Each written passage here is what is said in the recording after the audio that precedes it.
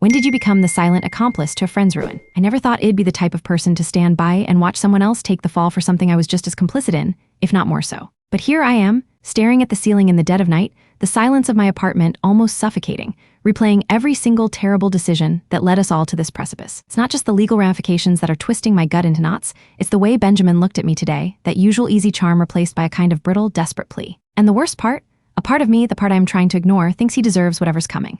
It all started subtly, as these things often do. I'm Sharon Martinez, 43F, and I've lived in this building, the Sterling, for almost 15 years. It's one of those older, pre-war beauties in the city, high ceilings, solid walls, a real sense of community in a way newer places just don't have. Or at least it used to. My apartment, 7B, overlooks the courtyard, and I've always appreciated the relative quiet, a sanctuary from the relentless city hum. I work remotely, a senior project manager for a tech firm, which means my world often revolves around screens, headphones, and the occasional flurry of Slack messages. This remote setup, it turned out, was both a blessing and a curse. The building itself is run by a volunteer board, mostly a thankless job. We've had our fair share of eccentric characters and minor dramas over the years, the annual battle over the thermostat in the common areas, the great pigeon infestation of 18, the never-ending saga of Mrs. Henderson's aggressive potted plants in the lobby. But nothing, absolutely nothing, prepared us for what happened last month. Before then, things were cozy. I knew most of my neighbors, at least by sight. My nearest neighbors are Benjamin Coleman, 59M, in 7A, right across the hall, and Alan Williams, 63M, down the hall in 7D. Benjamin, the quintessential golden child,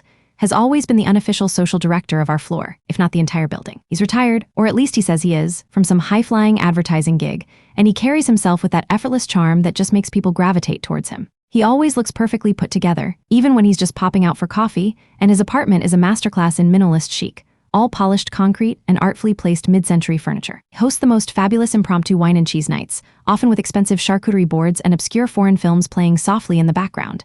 Everyone loves Benjamin. He's the first to offer a hand, a kind word, a referral to his fantastic plumber. He's the guy who remembers your birthday without being prompted. He's also incredibly persuasive, a skill I'd come to appreciate and later dread. Alan, on the other hand, is a different breed entirely. He's lived here even longer than I have, tucked away in his apartment overflowing with books and what looks like antique radios. Alan Williams, 63M, is a retired electrical engineer and, frankly, a bit of a recluse. He's brilliant, no doubt about that, but socially awkward to the extreme. He rarely comes to Benjamin's gatherings, preferring to tinker with his gadgets or read his weighty tomes. Always seemed a bit rumpled, like he'd slept in his clothes, and he had a perpetual 5 o'clock shadow, even at noon. Benjamin, in his own charming way, often ribbed Alan about his lack of social graces, always with a smile, of course. "Alan, my dear man, still hiding away in your cave?" he'd quip, while Alan would just grumble and retreat further into his shell. Benjamin always framed it as playful banter, but I could see the way Alan's shoulders would hunch just a little more each time. Alan, bless his heart, never quite caught on to the subtle jabs, or maybe he just didn't care. He was utterly convinced Benjamin was his friend, his only real friend in the building, perhaps. He'd often talk about Benjamin as if Benjamin hung the moon. My own relationship with Benjamin was, for a long time, purely social. He was the kind of friend who'd text you an article he thought you'd find interesting, or drop off a slice of his famous homemade focaccia. He'd listen intently when I talked about my work frustrations, offering insightful, if sometimes slightly detached advice. He made me feel seen, like my opinions truly mattered, which, as someone who spends most of her day staring at a laptop, was a welcome feeling. He was so good at making you feel like you were part of his inner circle, unique and specially chosen. It was intoxicating, if I'm being honest. First hint of trouble, the kind of trouble that felt bigger than a leaky faucet, started with the internet. Our building had a long-standing, frankly terrible relationship with the only ISP serving our area. Speeds were glacial, outages frequent, and customer service was a joke. Every board meeting, someone would bring it up, and every time it would devolve into frustrated sighs and shrugs. We couldn't get another provider to run lines into our old building, the costs were astronomical, and the existing contract was ironclad. One evening, about 4 months ago, Benjamin called me. Not texted, called. He rarely called. "Sharon, my dear, do you have a moment? I have an idea, a truly brilliant idea that just might solve our internet woes." His voice was practically bubbling with excitement. I was in the middle of a particularly annoying debugging session, but Benjamin's enthusiasm was infectious. "Sure, Benjamin, what's up? Come over, come over. It's better explained with a glass of that lovely Sauvignon Blanc you introduced me to. I have a fresh bottle chilling." Curiosity piqued, and the promise of good wine being a strong motivator, I walked the few steps across the hall. Benjamin greeted me at the door with a wide, welcoming smile, already pouring 2 generous glasses. His apartment, as always, was immaculate, smelling faintly of citrus and expensive candles. "All right, out with it," I said, taking a grateful sip. He leaned back on his pristine white sofa, a twinkle in his eye. "It's Alan. Our dear, brilliant Alan." I blinked. "Alan, what about Alan?" "He's a genius, Sharon. A veritable wizard of all things electrical and digital. Remember that time his ancient stereo system caught fire, not literally, but almost, and he rebuilt it from scratch. He showed me the schematics, quite astounding. I nodded, vaguely remembering the faint smell of ozone from Alan's apartment building on occasion. He's certainly resourceful, more than resourceful. He's been experimenting, you see, with a decentralized mesh network system. For fun, he says, for hobby, but I think it could be our salvation. My eyebrows shot up. A mesh network? In our building? That sounded ambitious and possibly illegal. My mind, trained in project management, immediately started flagging risks. Benjamin, are you talking about us building our own internet service provider for the building? He clapped his hands together softly. Precisely. Imagine it, Sharon. No more dealing with big cable. No more exorbitant bills. We control our own destiny. Alan has already set up a small test unit in his apartment, purely for research, of course. He's managed to boost the signal from the street's fiber optic lines, quite cleverly, I might add, and distribute it within his own unit. He's even managed to create a small, localized network that's lightning fast. He calls it the Sterling Net. Benjamin practically glowed. I felt a chill. Boost the signal from the street? Benjamin, is that even legal? And who's paying for the fiber optic line? He waved a dismissive hand. Minor details, my dear. Alan has found a way. Apparently, there's an unused fiber line that runs right past our building, a remnant from an old municipal project. Alan, being Alan simply, tapped into it, for testing purposes naturally. He paused, letting that sink in. He's running it all from his apartment with some very clever custom hardware. He's even designed a way to manage bandwidth and prioritize traffic for different units. He's calling it a proof of concept right now, but it's real, Sharon, it works. I've seen it. Watch my face, gauging my reaction. I'm a project manager. I see complex systems, and I also see a whole lot of potential liability here. Benjamin, this sounds like a massive undertaking, and it sounds like something that could land us in a lot of trouble if not handled properly. Who else knows about this? Just us. And Alan, of course, he's too modest to ever bring it up at a board meeting. He thinks it's just a little experiment. But I told him, Alan, this is revolutionary. This is how we take back control. He leaned forward, his voice dropping to a conspiratorial whisper. And think of the savings for the building. We could use the money saved from ISB fees to fund other initiatives, like upgrading the gym or finally fixing that perpetually broken elevator on the north side. The board would be ecstatic. The board would also need to prove it, I pointed out, trying to inject some reality into his champagne-fueled vision. And they'd need to know it's legal, safe, and sustainable. And who manages it? Who pays for equipment? Who handles maintenance? That's where you and I come in, Sharon. And Alan, of course, he's the technical guru. He'll handle the charming, the board, the convincing. With your formidable project management skills, can structure this, manage the rollout, ensure everything is above board or at least appears to be, and Alan will keep it all running. His eyes glittered. Imagine the goodwill, Sharon. Imagine being the ones who liberated the Sterling from its digital shackles. I felt a familiar pull. The challenge, the idea of solving a persistent problem. The praise. Benjamin was a master manipulator, but he made it feel like collaboration, like a shared vision. Was good at dangling the carrot of recognition, of being the hero. I also knew that if this worked, it would be a huge feather in my cap, something to talk about beyond my usual corporate accomplishments. I could see the headlines now. Local residents create their own high-speed internet network. It was ambitious, yes, but also undeniably cool. What's Alan's take on this? I asked, trying to remain level-headed. Oh, he's a bit hesitant, naturally. He's worried about the scale, the logistics, but he's also clearly excited about the technical challenge. He's just a bit reserved. He needs a little push, a little encouragement, and that's where we, his friends, come in. Benjamin made it sound like we were doing Alan a favor, helping him realize his full potential. He made it sound like we were a team, a triumvirate of talent, each bringing our unique strengths to the table. And in that moment, in his perfectly curated apartment, with the excellent wine softening my edges, I bought into it. Hook, line, and sinker. Okay, I said a little too quickly. Let's talk logistics. What do we need to make this happen? And that was it, the beginning. We spent the next few weeks in Benjamin's apartment, often with Alan joining us, though he always seemed slightly uncomfortable. Benjamin would ply us with snacks and drinks, sketching out grand visions, while Alan, hunched over his laptop, would quietly explain the intricate technical details of his mesh network. He'd talk about signal propagation, antenna placement, power requirements, and the specific programming language he was using for the custom router firmware. He was incredibly proud of his work, even if he didn't articulate it well. You could see it in the way his eyes lit up when he described a particularly elegant solution to a networking problem, or the way he'd absent-mindedly trace diagrams on the condensation of his water glass. My job, as I saw it, was to translate Alan's brilliant but rambling technical explanations into a coherent plan and to identify potential roadblocks. Benjamin's job was to keep us motivated, to act as the charismatic front, and to handle the delicate art of convincing the board, or so I thought. We need to present this as a joint venture, of course, Benjamin declared one evening. Sharon, you can talk about the project management aspect, the efficiency, the cost savings. Alan, you can field any technical questions. And I'll provide the narrative, the vision, the why. He had a way of making himself sound indispensable, even when he seemed to be doing the least amount of actual work. He was all talk, but what talk it was. He could charm the birds from the trees, and he had a surprising amount of technical literacy for someone who claimed to be retired from advertising. He would pepper our conversations with terms like gigabit fiber and network topology, making it seem like he understood the finer points, even if I suspected his knowledge was purely superficial. Alan, for his part, seemed almost relieved to have someone else handle the public-facing aspects. He just wanted to build. He'd often come over with diagrams scribbled on napkins or printouts from obscure tech forums. He seemed genuinely excited about the possibility of his experiment actually being used.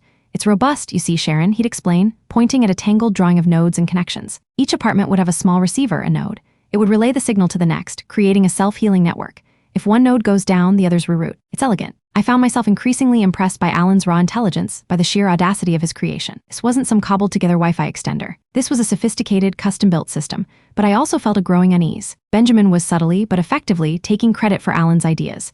He'd rephrase Alan's explanations, simplify them, and then present them as his own insights. As I was saying to Alan earlier, he'd begin. Before explaining a concept, Alan had just spent 20 minutes trying to articulate. Alan, oblivious, would just nod along, seemingly pleased that his work was being so enthusiastically championed. Our first setback came when we tried to get a clearer picture of the tapped fiber line. Alan had been vague about it, always just saying it was an old municipal line, unused. When I pressed him for details, for a physical address or even a company name, he got evasive, shifting in his seat, mumbling about proprietary information and testing protocols. Benjamin, seeing my concern, smoothly interjected, "My dear Sharon, let's not get bogged down in the minutiae.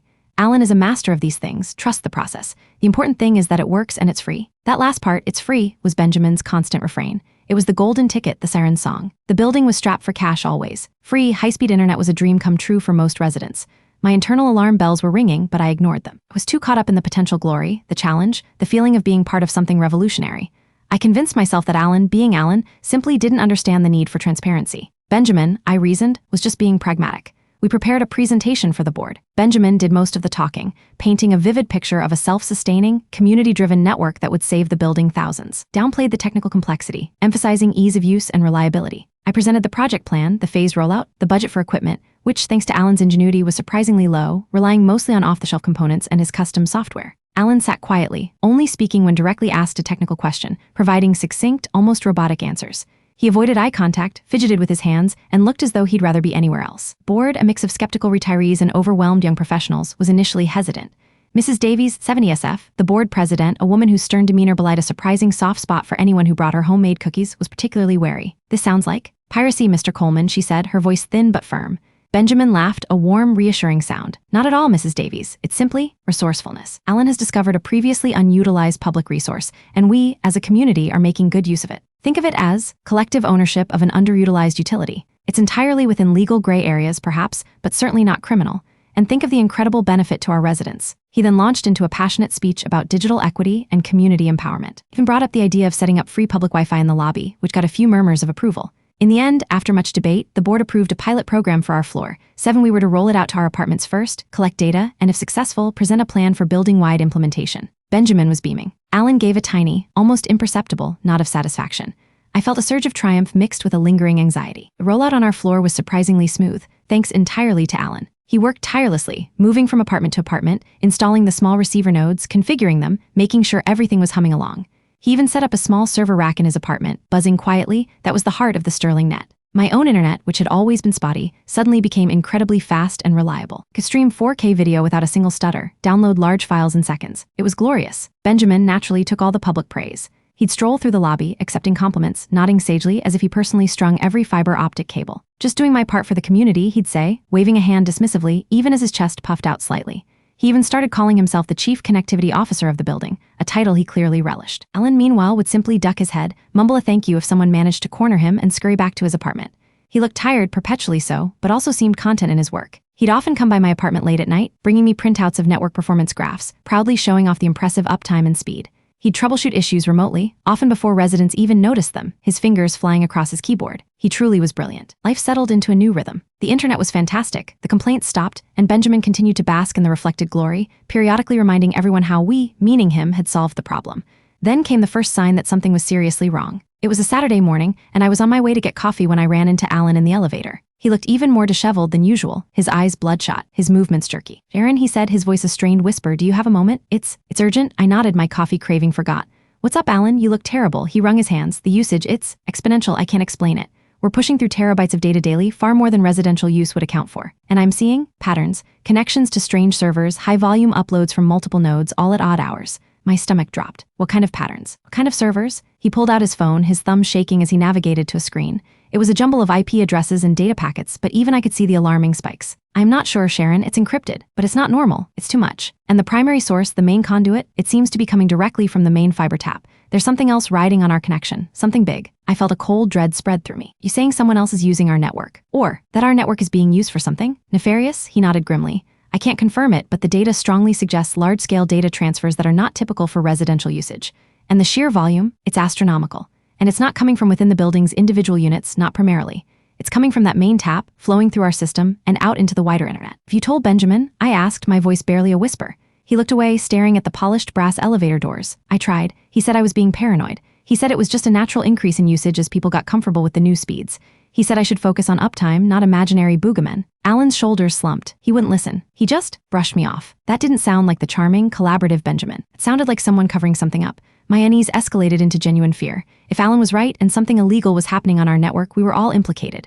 The board, me, Alan? Benjamin, I took a deep breath. Alan, you need to show me everything. Every log, every data point. We need to figure this out. We spent the rest of that day holed up in Alan's apartment, surrounded by the hum of his servers, the smell of dust and old paper. He patiently walked me through his logs, his monitoring tools. He showed me the inexplicable spikes, the connections to IP addresses located in places like Eastern Europe and Southeast Asia, the sheer mind-boggling volume of data being moved.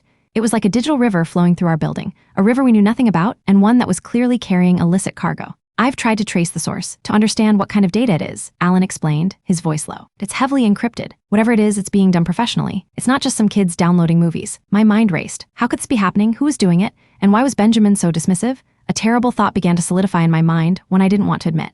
Benjamin had been too enthusiastic, too quick to dismiss Alan's concerns. He had orchestrated this whole thing. He had found the unused fiber line. What if it wasn't unused? What if it was being used and he knew it? What if he was somehow profiting from this? Alan, I said slowly, trying to keep my voice steady, that fiber line you tapped into.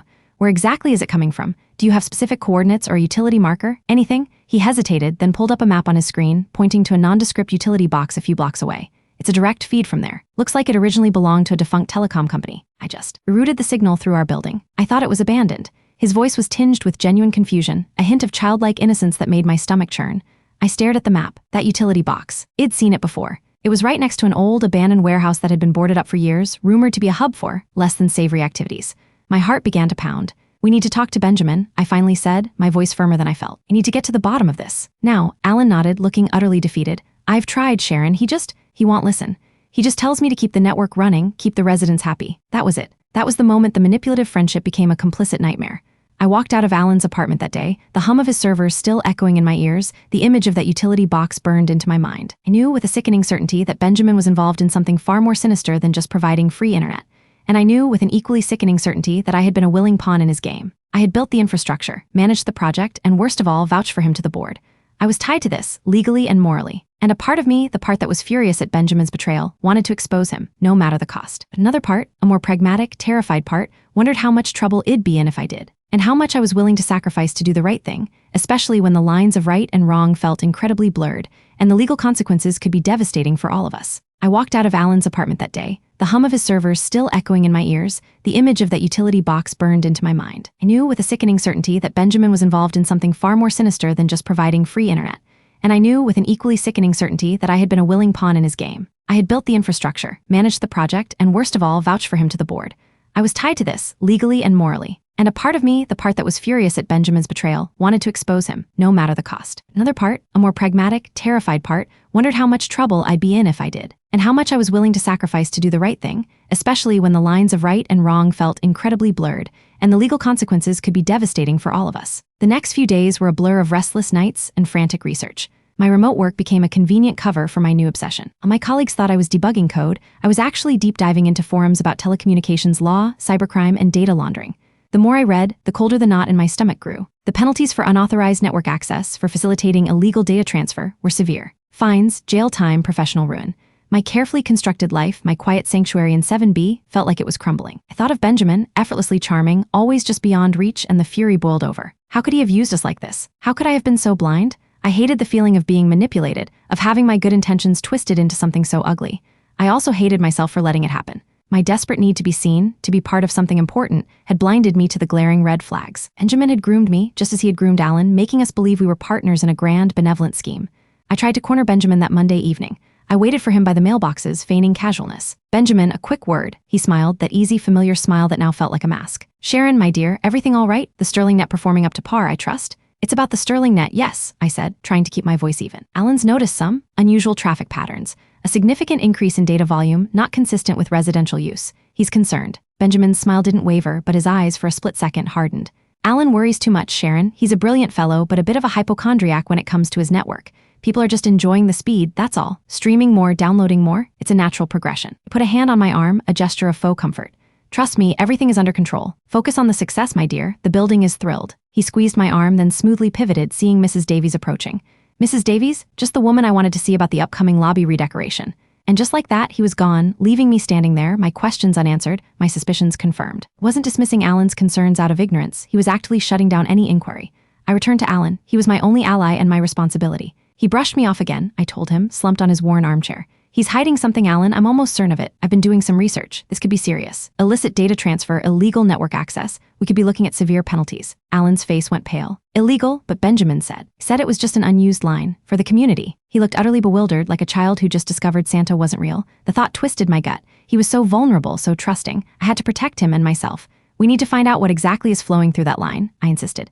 And who Benjamin is really working with. We need irrefutable proof. Alan, despite his initial shock, was a true engineer. Once the problem was framed as a technical challenge, a puzzle to solve, he became focused. Encrypted, you said? He mused, tapping his chin. It's sophisticated, but there are ways to analyze traffic patterns even if the content is hidden. Metadata, frequency, packet size analysis. We might not see what's inside, but we can infer its purpose. Over the next few days, Alan worked almost nonstop. He was fueled by a strange mix of betrayal and intellectual curiosity. He started deploying new monitoring tools, setting up custom scripts to analyze the digital river flowing through the Sterling net. I helped where I could, mostly by bringing him coffee and takeout, and by acting as a sounding board, trying to anticipate Benjamin's next moves. I noticed Benjamin's car, a sleek, expensive European model, was often gone for long stretches, sometimes overnight. He was also less visible in the building, his impromptu social gatherings tapering off. He was clearly busy with something, and I feared it was whatever clandestine operation was running through our community network. The thought made me sick. 2 weeks later, the air in Alan's apartment was thick with the scent of stale coffee and impending doom.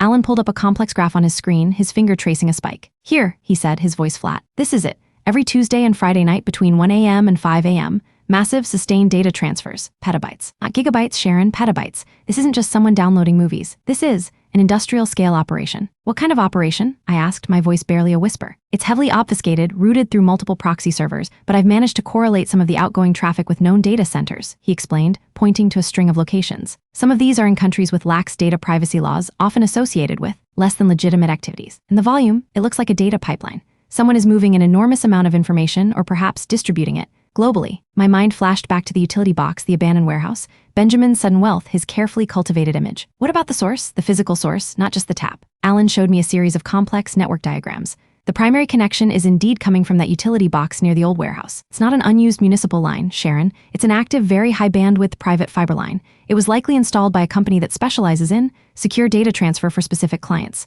Benjamin has somehow managed to intercept it and route it through our system. Intercepted, I repeated, the word sounding ominous. As in, stolen bandwidth? Alan hesitated. More like siphoned. He's riding on their infrastructure without their knowledge or consent, using our building as a covert relay point. The Sterling net acts as a massive, distributed data tunnel, making it almost impossible to trace the origin or destination of the data once it leaves our building. The full picture slammed into me with the force of a physical blow. Benjamin wasn't just leveraging a free line. He was actively stealing bandwidth from a private network, using our building as a sophisticated, untraceable conduit for what could only be some form of large-scale illegal data transfer. Money laundering, corporate espionage, distribution of illicit content. The possibilities were endless and terrifying. And we, the unwitting board, the unsuspecting residents, Alan and especially me, were facilitating it. We were complicit. Golden Child wasn't just manipulative, he was a criminal and we were his unwitting accomplices. We need to go to the board, I said, my voice shaky but firm. We need to tell them everything, and we need to shut it down. Alan looked defeated. But what about the residents? They'll lose their internet. And Benjamin? He'll deny everything. He's so convincing. We tell them the truth, Alan, all of it, and we gather every piece of evidence you have. This can't continue. But the thought of confronting Benjamin, of dismantling the network, was terrifying. He was so well-liked, so persuasive. He'd turn it back on us, paint us as paranoid, incompetent, or worse. He'd spin it. And the legal fallout? I could lose everything. Yet the alternative was worse, continuing to live a lie, knowing I was part of something so insidious. I had to face this. I had to become the leader I had unwittingly become. A month had passed since I'd first learned the grim truth, and the tension in the building was palpable, though most residents were oblivious to the underlying cause. Benjamin had become even more elusive, a phantom presence. He still made his occasional appearances, a brief, charming smile in the lobby, a quick wave, but his eyes seemed to dart around constantly, and he was always checking his phone. The charade of the chief connectivity officer was wearing thin, at least for me. It was less involved with the board, even missing a few scheduled meetings. This was unusual for someone who relished being at the center of attention. I suspected he was distracted, his attention elsewhere, perhaps focusing on the very illicit activities that were running through our building. Meanwhile, Alan and I were working in secret, compiling a damning dossier. Alan had become my shadow, or perhaps I his. He was still withdrawn, but his focus had shifted from passive observation to active investigation. He had managed to identify the ultimate destination of some of the data streams, a series of offshore data havens and dark web marketplaces. While he couldn't decrypt the content, the sheer volume and destination pointed to one thing: a massive, probably criminal, operation. It even found evidence of payments, small, untraceable cryptocurrency transactions linked to specific dates when the data transfers were particularly high. It was all circumstantial, but it painted a chilling picture. "He's monetizing the bandwidth," Alan whispered, his voice full of disgusted awe. "He's selling access to our conduit. This isn't about saving the building money, Sharon. It's about his own illicit profits." I knew we couldn't go to the police without implicating ourselves. The board would be a disaster. Benjamin would tear us apart, claim we were sabotaging his good work out of jealousy or technical incompetence. We needed a different approach. A difficult conversation, yes, but one that was strategic, surgical. We needed to corner him, to present him with enough undeniable evidence that he couldn't charm his way out of it, and then offer him a way out that protected the building, Alan and me. It was a risky gamble, but it was our only shot. Unexpected twist came when Benjamin, uncharacteristically, called an emergency board meeting. He claimed it was to discuss the next phase of the Sterling Net building-wide implementation. I exchanged a knowing glance with Alan. This wasn't about the residents. This was about expanding his operation, getting more nodes, more bandwidth. He was pushing his luck. This was our opportunity. We prepared for days. Drafted a concise, bullet-pointed presentation of the technical anomalies Alan had uncovered. Alan refined his data, creating easily digestible charts and graphs that even the most tech-illiterate board member could understand. We decided to approach Mrs. Davies first, privately. She was the most skeptical, but also the most ethical. If we could convince her, we had a chance. I found Mrs. Davies in the laundry room, meticulously folding her linens. "Mrs. Davies," I began, my voice steady, "Alan and I need to speak to you about the Sterling Net. It's urgent and confidential." Her eyes, sharp and intelligent despite her age, narrowed. "Oh, more resourcefulness, I suppose." Her tone was dry. We led her to my apartment where Alan had his laptop set up. He showed her the graphs, the IP addresses, the massive data spikes. I explained the implications, the siphoned bandwidth, the potential for illegal activity. Mrs. Davies listened, her expression unreadable. When Alan showed her the cryptocurrency transactions, tiny amounts but regular, linked to foreign accounts, she inhaled sharply. "Mr. Coleman told me this was to help the building. To fund the gym," she said, her voice thin. "He lied, Mrs. Davies," I stated simply. "He's using our building, our residents, and our trust for a criminal enterprise. I don't know the full extent or what data he's moving, but it's clear it's not legitimate. And if it's traced, the building, the board, and everyone involved, including Alan and myself, could face serious legal consequences." Mrs. Davies was silent for a long moment, her gaze fixed on the screen. Then she slowly looked up, her eyes meeting mine. "What do you propose?" "We confront him at the board meeting. We present this evidence. Give him a choice, shut it down immediately, sever all ties with this operation, and we deal with this internally, quietly as a building matter. Or we bring in the authorities and everything blows up for everyone involved. He'll face charges, but so could we, even if unwittingly." Mrs. Davies' jaw tightened. "So, you're suggesting blackmail, Ms. Martinez?" "I'm suggesting a forced reckoning, Mrs. Davies. A difficult conversation that gives him an off-ramp while protecting us all. He's too smart to not understand the risks he's taken. He won't want this to go public." I took a deep breath. "This network needs to be dismantled, not expanded, and we need to ensure this never happens again. We trusted him, and he betrayed that trust, using our good intentions as cover. He underestimated us." Mrs. Davies sat back, her gaze distant.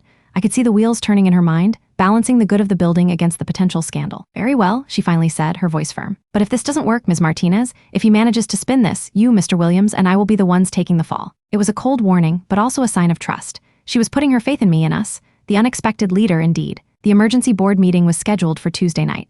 The air in the usually stuffy common room was charged with anticipation. Benjamin arrived, immaculate as always, his usual radiating confidence seemingly amplified. He began with a flourish, presenting charts and figures about the success of the Sterling Net, the overwhelming positive feedback, the potential for massive savings if implemented building-wide. He was proposing a formal vote for a full rollout, complete with a budget request for expanded equipment. He was charming, persuasive, and completely oblivious to the trap we had set. And he finished beaming. Mrs. Davies cleared her throat. "Thank you, Mr. Coleman. That was enlightening. However, before we proceed to a vote, Ms. Martinez and Mr. Williams have some additional insights regarding the network's performance." Her tone was glacial, devoid of her usual polite warmth. Benjamin's smile faltered just for a moment. He glanced at me, then at Alan, a flicker of suspicion in his eyes. "Oh, any minor technical hiccups, Alan? Assure the board our genius here has everything under control." He tried to dismiss us with a wave of his hand. "Not hiccups, Benjamin," I said, stepping forward, Alan by my side, laptop in hand. "Fundamental issues, core vulnerabilities, and significant legal ramifications." My voice was calm, steady, betraying none of the terror bubbling beneath the surface.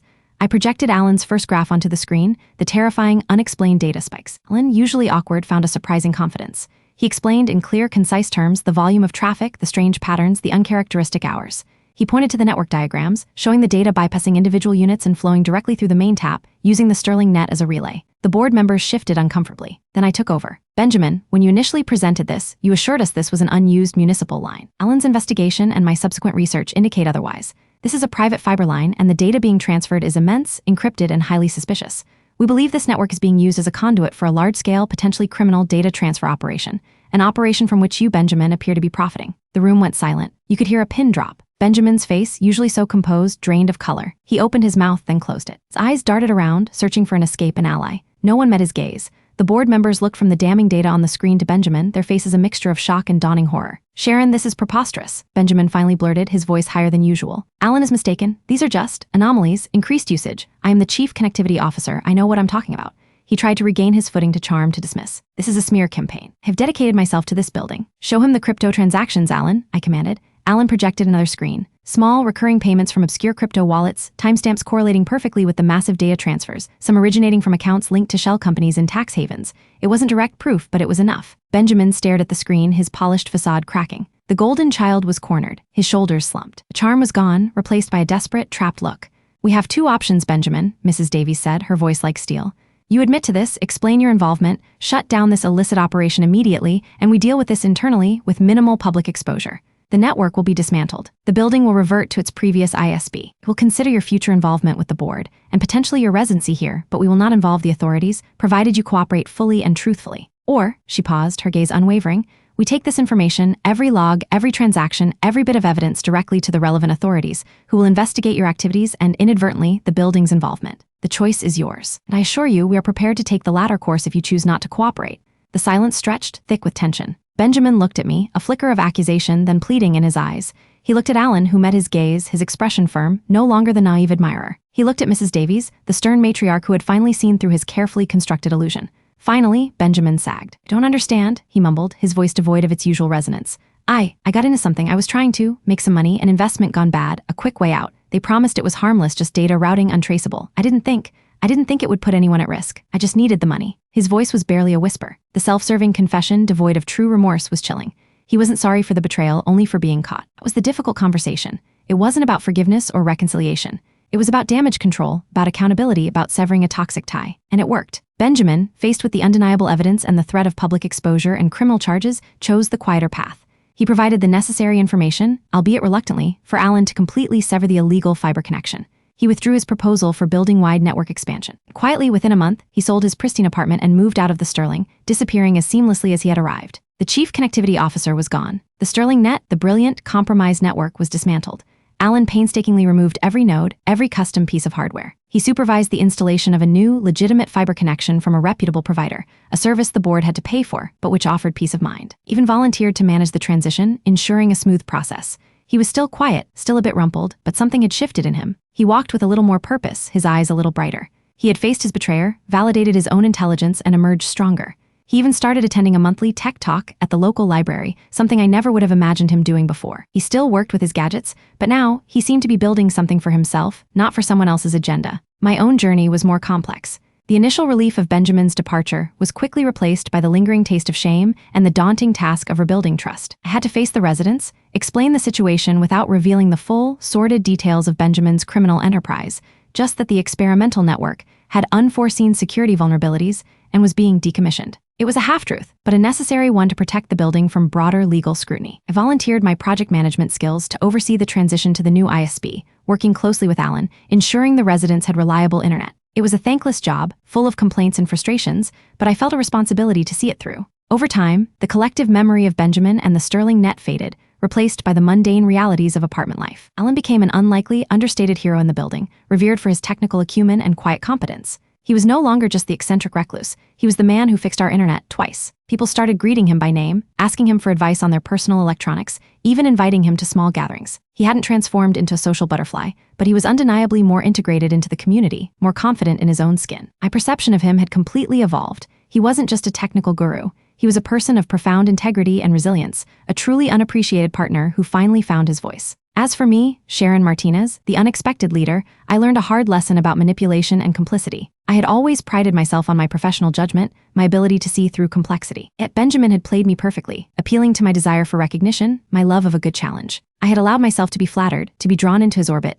and in doing so, had overlooked the ethical red flags. The difficult conversation with Benjamin had been painful, but the most difficult conversation was the one I had with myself. I had to acknowledge my own role in perpetuating the problem, my own desire for external validation that had made me blind. I still live in 7B, overlooking the courtyard.